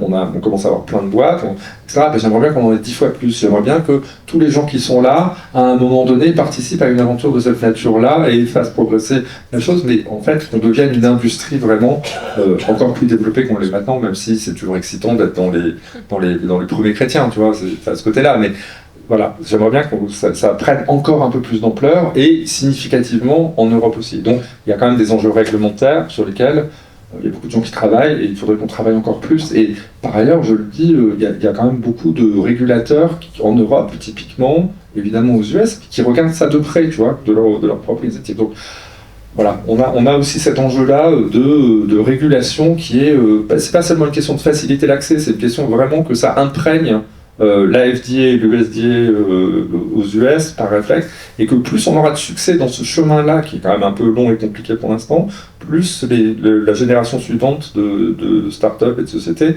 aura des accès facilités, il y aura des habitudes qui seront. Nous, on vient de l'industrie pharma, on voit bien quand même que, effectivement, sur des chemins qui ont déjà été tracés, eh ben, c'est plus simple. Voilà. Donc j'aimerais bien qu'on ait de plus en plus de compétences autour de ces questions réglementaires qui se développent aussi dans le champ. Si je peux ajouter quelque chose.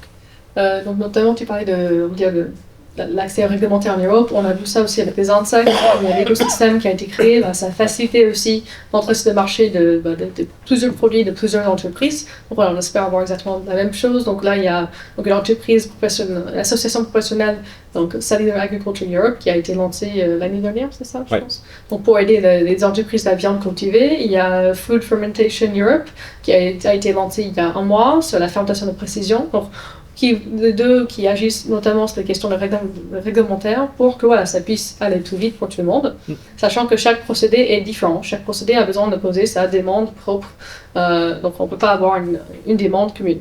Moi, ce que je voulais surtout ajouter, en fait, c'est que tous les deux, on est sur les premiers produits, on va dire, qui sont très emblématiques de la France. On parle du foie gras, on parle du fromage. Et surtout, ce qu'on veut, c'est que la France garde sa place en tant que leader dans ces nouveaux produits. On ne devrait pas perdre l'opportunité d'avoir la France qui est leader d'un foie gras cultivé, de la France qui est leader d'un fromage grâce à la fermentation de précision. On doit garder notre place. Et donc, comme tu parlais un peu du FOMO des Français, donc moi j'espère fortement que des personnes qui peuvent prendre les décisions, ils vont voir cette FOMO, ils vont comprendre qu'il ne faut pas qu'on perde cette opportunité, que ça fasse comme d'autres aliments que la France a dit on va laisser passer et on va voir plus tard. Là, c'est notre culture, il faut qu'on garde et qu'on l'alimente avec des nouvelles technologies, que ça soit vraiment un écosystème complet. Merci pour ces réponses. On va peut-être passer à une dernière question sur le thème un peu plus carrière. On l'a dit un peu tout au long de la discussion que les profils scientifiques manquent un peu à l'appel. Mais est-ce que d'autres profils sont recherchés par les acteurs de l'agriculture cellulaire aujourd'hui? Des profils peut-être un peu moins scientifiques, un peu plus réglementaires. Et un petit peu dans la même veine, est-ce que vous pouvez nous décrire, vous, de manière générale aussi, la diversité des profils dans vos organisations respectives? Qu'est-ce que vous faites au quotidien et qu'est-ce que une start-up en biotechnologie fait au quotidien?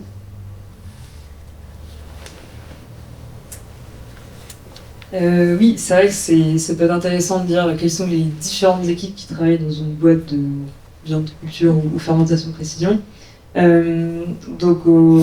Au début de l'histoire de Gourmet, c'était beaucoup de biologistes, beaucoup de scientifiques, pas mal d'entre eux qui venaient de l'académie. Donc des ingénieurs en biologie cellulaire, biologie moléculaire.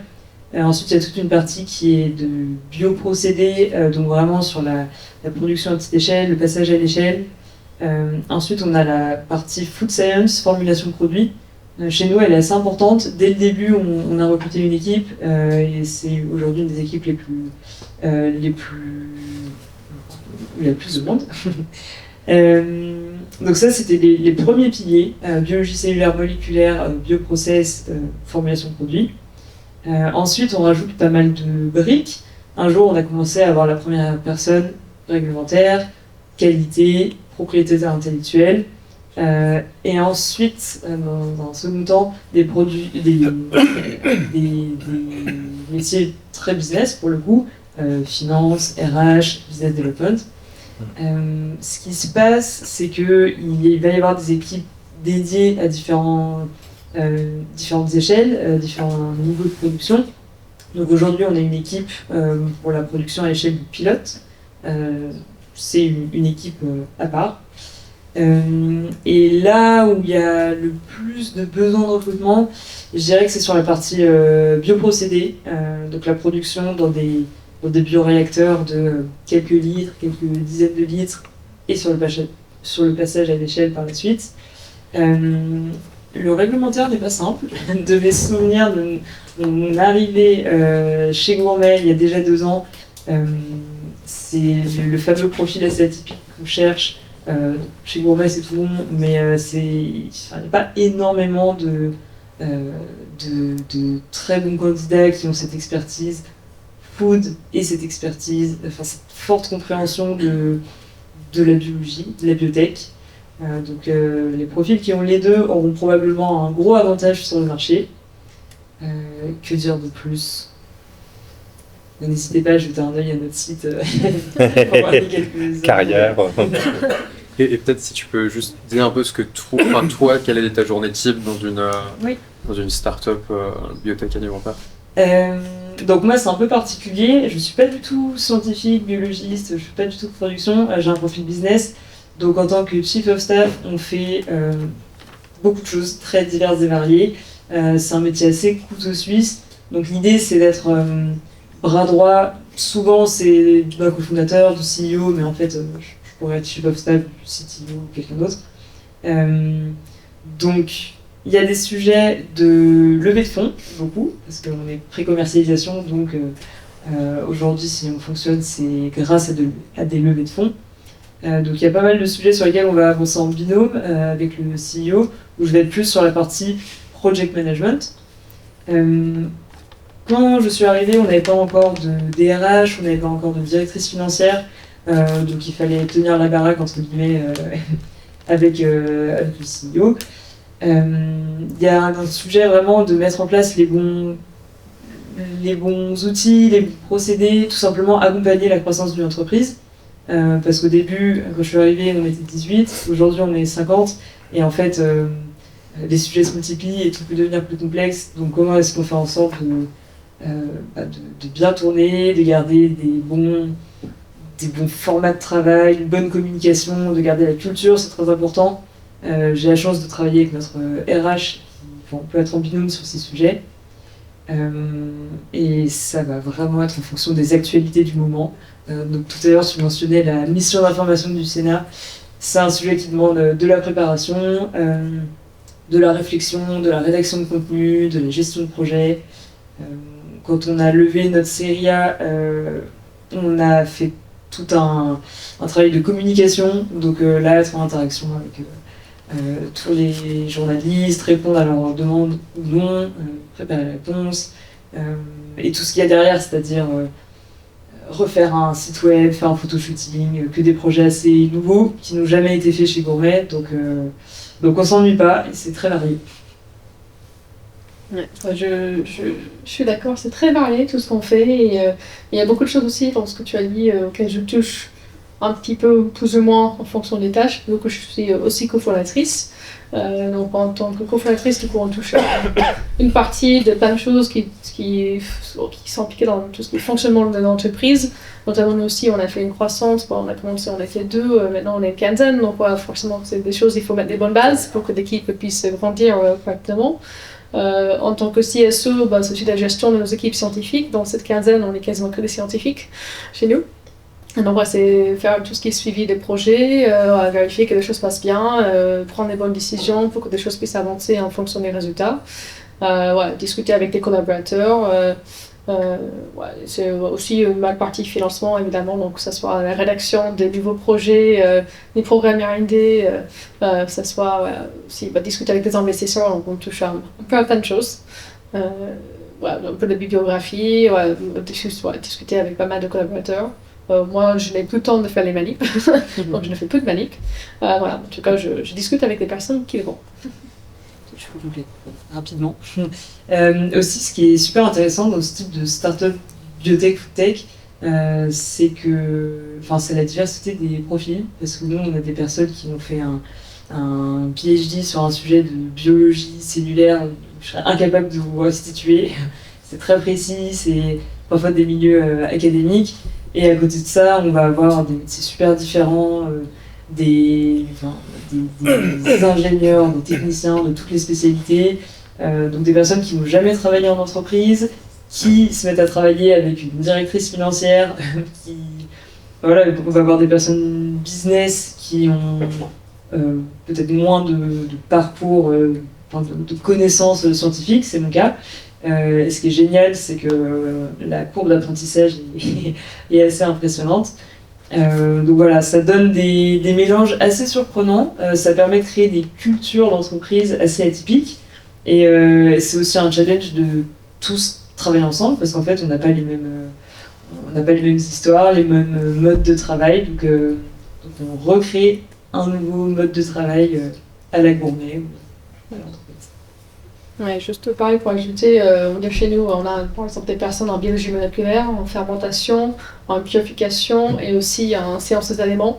Et donc, les personnes ont vraiment des métiers très à part, très spécifiques. Donc, on essaie de faire en sorte de faire comprendre le métier de chacun à tout le monde. Et c'est comme très enrichissant pour toutes les personnes qui peuvent comprendre, ah d'accord, donc c'est ça vos enjeux, ok, vous travaillez sur ça. Et, parce que finalement, c'est très peu disciplinaire, mais les personnes n'ont pas du tout les mêmes backgrounds.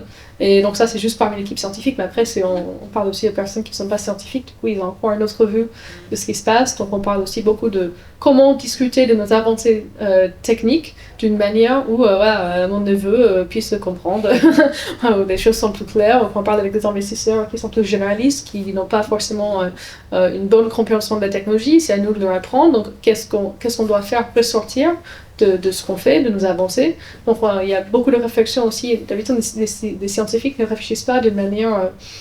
ne parlent pas de avancées techniques de cette manière-là. Donc c'est toute une autre façon de penser. Et c'est aussi très valorisant parce que c'est très positif. On parle tout le temps de qu'est-ce qu'on a pu faire de bien, qu'est-ce qu'on va faire de bien pour le futur. Donc souvent les scientifiques ont peut-être une tendance à parler de ce qui n'allait pas. La plupart du papier, c'est voilà, on a tout ça qui n'a pas marché et puis un petit truc qui a marché. En tout cas, je trouve ça très agréable comme manière de discuter, de collaborer avec des personnes et d'avancer tous ensemble.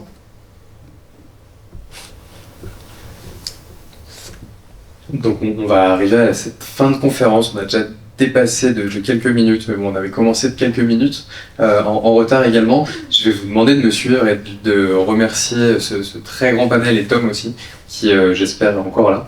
Un grand merci à vous pour cet échange.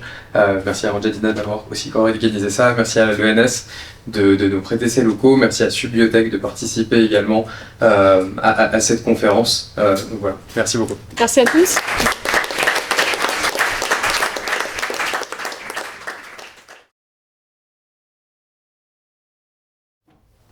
Quel est pour vous le plus grand danger actuellement qui gâche l'aventure des protéines alternatives et en particulier de l'agriculture cellulaire? Je peux dire juste un truc, ça m'a fait, ça fait un peu rire que ton étude de master était sur Beyond Meat et Impossible Foods, parce qu'aujourd'hui, on parle toujours que de ces deux acteurs, Ah oui, c'est rigolo. malgré le fait qu'il y a beaucoup d'acteurs. Et donc, je pense que c'est ça, c'est qu'on va regarder que certaines personnes qui vont réussir, qui vont se comporter d'une certaine manière, qui vont peut-être rencontrer certains problèmes, et on va se dire l'industrie dépend que de ces gens-là. Et c'est faux. En fait, c'est un grand marché, on est nombreux. Donc, voilà, je pense que, par contre, ça peut jouer dans les médias, on sait plus comment les médias peuvent partir d'un truc et ensuite faire toute une histoire. Donc voilà, je pense qu'il faut quand même qu'on fasse attention avec ça, parce qu'après les personnes ils vont dire ah bah la viande végétale c'est peu bon parce qu'il y a deux études qui ont sorti, mais en soi c'est deux acteurs, ça veut pas dire que c'est un problème pour tous. Voilà. Moi je suis très optimiste. donc oui, le risque que ça ne fonctionne pas, d'où il peut venir concrètement il y a le problème du... Enfin, comment dire, s'il y avait un manque de financement pour les boîtes qui se lancent aujourd'hui, parce que effectivement, on est très capex intensif, comme on dit, c'est-à-dire qu'il y a beaucoup d'équipements construire l'usine, ça coûte quelques millions, donc il y a un sujet de financement. Et si les consommateurs n'adhéraient pas, donc aujourd'hui les premières études elles sont positives, parce qu'en fait ce qu'il faut bien souligner sur ces études, c'est qu'on parle d'un produit qui n'existe même pas encore, qui parfois, enfin les consommateurs interrogés en entendent parler pour la première fois, donc c'est pas forcément le contexte qui donne le plus envie. Tout ça pour dire que je pense que ça va aller dans le bon sens et que en fait les dégustations feront leur travail. Quand on se rendra compte que c'est délicieux, ça fonctionnera, donc je suis vraiment pas très inquiète là-dessus. Mais effectivement, ça pourrait être une des raisons du succès mitigé. Et que dire de plus? Moi, je te trouve plus. Non, mais il y a un revers de la médaille à ce qu'on a dit tout à l'heure sur la bienveillance et tout ça. C'est que tout le monde est passionné dans cette industrie, vraiment. Hein. Les 15 personnes chez vous, les 50 personnes chez vous, je pense qu'elles savent tous ce qu'elles font là et pourquoi elles sont là. On fait ce genre de table ronde et moi je suis toujours ravi de faire ce genre de choses. Encore une fois, parce que on sait pourquoi on fait ça, on sait pourquoi. Bon. Et le seul truc, c'est que je trouve qu'on a parfois tendance à sous-estimer un peu les forces du mal. Et que non mais je pense à ça, parce que quand je pense aux querelles sur l'étiquetage des laits, c'est toi qui as dit ça Maya tout à l'heure, je crois, des laits végétaux qui n'ont même pas le droit de s'appeler lait, enfin voilà, des jus, enfin non. Et donc il faut bien se rendre compte qu'il y a quand même un certain nombre de gens qui sont prêts à embaucher les mêmes agences de relations publiques extrêmement chères que celles qui ont promu la cigarette pendant des années comme produit bénéfique pour je sais pas quoi, etc. On a en face de nous des gens qui sont complètement opposés à ça et qui sont prêts à dépenser beaucoup d'argent pour dire des choses absolument inexactes ou en tout cas extrêmement dépréciatives sur notre industrie. Et je trouve, c'est pas une critique pour personne ici, mais je trouve que, et moi le premier, on est tellement excité par tout ce qui se passe, on est tellement content, on est tellement ébahi. Moi, je suis chaque jour ébahi par ce que j'entends de toutes les startups avec lesquelles on bosse et de toutes les startups qu'on va voir. Et on est tellement content qu'on est parfois un peu des ravis de la crèche, je trouve, voilà. Et que il faut se rendre compte qu'il y a des gens qui nous veulent du mal et que parfois il faut agir en conséquence. Ce que fait très bien pour le coup, l'autre est pas assez vieille pour le dire, mais ce que fait très bien Agriculture Cellulaire Europe, Là, on sent quand même qu'on a pris un peu les choses à bras-le-corps en disant attention, on fait les choses sérieusement et comme ça on sera irréprochable. Mais je pense qu'il faut vraiment qu'on soit pas naïf. Il y a des gens, il y a des enjeux à ce qu'on se... Je dis on, je mets dedans, hein, je suis un acteur secondaire et derrière-plan, mais à ce qu'on se... Il y a un enjeu pour un certain nombre de gens, à ce qu'on se développe pas autant. Voilà. Et donc il faut faire gaffe à ça, je pense, c'est tout. Il faut qu'on soit prêt à se dire que on a raison dans ce qu'on fait, on fait des choses extrêmement talentueuses. Enfin, je dis on, c'est un abus de langage, mais il y a des choses extrêmement talentueuses qui se passent. Il y a un espoir, parce que c'est ça quand même le truc, c'est on n'est pas, et désolé de le dire, hein, mais on n'est pas à la 23e application de livraison de pizza. Il y a un espoir derrière qui se porte, il y a un vrai impact, il y a un enjeu, tout va bien, mais simplement, voilà, il y a des gens qui sont méchants, il faut se le dire, et il faut agir en conséquence. Voilà. Je veux juste ajouter quelque chose. Oui. En fait, c'est par rapport à des appellations. On lui demande ça tout le temps, qu'est-ce que ça va être des appellations, vous allez pouvoir dire quoi sur vos produits. On a vu par exemple quand les choses sont passées aux jus végétaux, en fait ça ne change pas forcément la consommation de ces produits. Ouais, Donc ils vont tenter d'agir comme ils peuvent, mais finalement c'est des consommateurs, c'est des goûts, comme tu disais, qui va décider est-ce que le produit est acheté, est-ce que le produit est racheté. Et les consommateurs, que ça soit écrit jus végétaux ou les végétaux, si c'est bon, ils vont le racheter, si c'est pas bon, ils vont pas le racheter. C'est simple. Donc c'est pour ça qu'on travaille sur la production de nos matières premières et justement la formulation des produits finis pour que ça soit bon. Oui, mais c'est important que le foie gras de gourmet, ce soit du foie gras. Je dirais à un moment donné, pardon, je travaille pas pour gourmet, donc je fais partie de vous. Donc, voilà, ben, c'est important de dire que c'est du foie gras et qu'on ne vienne pas m'embêter en disant que c'est pas du foie gras et qu'on invente une appellation juste pour dire que c'est pas du foie gras. Et c'est la même chose pour... Bon voilà, donc juste faire les choses calmement et posément, mais en ayant conscience que... Pardon. Je crois qu'il y avait une autre question. Une autre question? Moi, je voulais savoir si vous pensez pouvoir viser un public végétarien ou vegan, sachant que, dans le cadre du lab Coemit, par exemple, ça a quand même une origine de cellules animales, et notamment en termes de réglementation, ce qui concerne le label vegan, etc. Comment vous vous positionnez pour parler à ça? Tom. Vas-y Tom. Ouais, je vois une belle réponse. Je pense que, et peut-être que Clémentine confirmera, mais aussi, mais le public, c'est vraiment pas du tout végétarien et vegan, parce que c'est des gens qui ont aujourd'hui déjà une consommation responsable au niveau alimentaire. C'est pas eux qui ont besoin de diminuer l'impact environnemental de leur alimentation. Et en fait, si les végétariens ou véganes se mettent à manger de la viande cultivée, il est même probable que ça augmente l'impact environnemental de leur alimentation. Il y a un point de vue de politique publique, en général, pas souhaitable que ces gens mangent. Souvent, dans les études qu'on a sur la propension à vouloir essayer de la viande cultivée, les végétariens véganes, en fait, ils sont beaucoup à la viande cultivée dans l'absolu, ils en voient l'intérêt pour les autres, mais eux ne sont pas très intéressés. Et de fait, les entreprises cultivées, quand économiques, restent avant tout aux carnivores responsables, aux flexitariens, bien plus que végétariens et véganes, qui eux, de toute façon, une part très faible du marché. Comme je disais tout à l'heure, en France, il n'y a même pas 1% de végétariens, 2% éventuellement si on prend les pescétariens.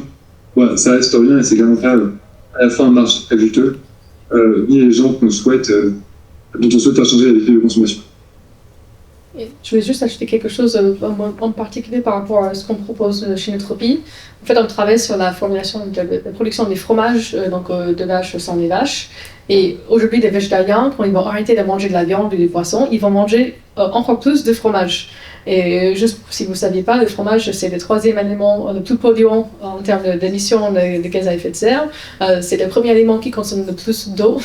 Donc, finalement, l'impact écologique des végétariens, si justement ils remplacent la viande par des fromages, est forcément très important. Donc du coup, notre solution qui est 100% sans animaux parce qu'on n'a pas de prélèvement des animaux, peut être aussi une solution très intéressante pour des végétariens. Après, comme il disait Tom, du coup, pour des végans, niveau écologie, c'est tout ce que ça peut permettre de retrouver, le plaisir du fromage qu'on ne retrouve pas dans les fromages végétaux. En tout cas, pour les végétariens, il y a quand même un enjeu assez intéressant au niveau de réduction de la fromage animal. Oui, effectivement, je suis d'accord avec ce qui a été dit. Donc notre cible principale, ça va vraiment être toute cette palette de consommateurs de viande qui, d'une manière ou d'une autre, commence à remettre en cause, avoir un certain un état d'âme, comment dire, par rapport à sa consommation de viande, un certain confort, en disant à la fois je trouve ça vraiment délicieux et j'aurais du mal à m'en passer, et potentiellement je suis pas satisfait par des alternatives végétales, mais en même temps j'aimerais entamer ma démarche de réduction de mon impact environnemental ou tout simplement en termes de bien-être animal. Donc c'est plutôt notre cible. Et concrètement, notre produit, c'est de la viande. Donc il y a tout un débat effectivement autour du nom, l'étiquetage, etc. Mais c'est important de rappeler que si par exemple on est allergique aux crevettes, on ne peut pas manger des crevettes de culture parce que c'est vraiment la même chose. Donc voilà, ce sont des cellules animales. Avec tout ce que ça implique en termes de nutrition, en termes de proximité avec la saveur, la texture de produits animaux. C'est très proche de la viande, donc on va cibler un peu moins les véganes, les végétariens. Ceci étant dit, l'avenir nous le dira, parce qu'on n'a pas encore... Il y a une seule entreprise qui commercialise dans le monde à Singapour, donc encore une fois, c'est un très très petit échantillon, mais a priori, plutôt consommateur de viande. Non, juste, c'est pas les véganes, mais juste pour dire le marché auquel vous êtes. En plus, vous êtes cachère, j'ai vu ça avant-hier. Nous ? Oui, vous. Enfin, les produits qui vont sortir de chez vous, les autorités rabbiniques ont décidé que, effectivement, la viande cultivée était. Non, mais voilà, donc, les véganes, ça représente quand même un marché qui est pas. Je veux dire, Et tant mieux. Et tant mieux, mais très bien. Non, mais le rationnel, la rationalité initiale de tout ça, c'est quand même ce qu'a dit Tom tout à l'heure, c'est-à-dire que la consommation de protéines animales à 2050, elle est sur une spirale qui est juste intenable. Et donc, si on s'adresse qu'aux véganes, ben, ça marchera pas, ça n'aura pas l'impact qu'on veut, l'impact de départ de tout ça. Donc, vraiment, c'est toute cette gamme-là, ce qu'a dit Clémentine, toute cette gamme-là de gens qui sont, typiquement moi, moi je continue à manger de la viande, hein, mais si j'en mangeais encore moins que ce que j'ai baissé, et si j'arrivais effectivement à avoir des substituts satisfaisants, des alternatives satisfaisantes, c'est plutôt cette cible-là, il me semble. Et c'est au fond cette cible-là qui est la majorité de la consommation mondiale, la majorité de la population mondiale. Parce qu'il y a un autre enjeu dont on n'a pas parlé, effectivement, qui est aussi le futur est déjà là, mais il est inégalement distribué, pour reprendre l'expression. Bon, il y a un enjeu aussi de cette consommation de protéines alternatives. Elle va se faire où? Elle va se faire sur quel territoire? Et elle va se faire et d'où est-ce qu'elle va être absente? Parce que la croissance de la consommation de protéines animales, pour le coup, elle est maintenant, avec la classe moyennisation du monde, elle est intégralement répartie sur l'ensemble de la planète, quasiment. Et donc, effectivement, la capacité de pénétration du marché, à mon avis, elle se joue plus sur des segments géographiques qu'elle se joue sur des segments véganes contre végétales, même si ce que dit Maya est important, bien sûr, pour son propre produit, mais de manière générale, sur l'ensemble de la classe d'assets économiques que ça va produire, et ben du coup, c'est plutôt, effectivement, moins l'enjeu qu'une distribution globale, quoi. Pardon, je parle toujours beaucoup. Non, écoutez, merci beaucoup à vous. Merci à vous. Si vous avez d'autres questions, vous voulez discuter avec tout le monde ici, sachez qu'on a des petits apéros et des boissons qui est dans la salle juste là, donc on va se déplacer là-bas si vous voulez nous rejoindre aussi. Et merci encore d'être venus. Merci beaucoup.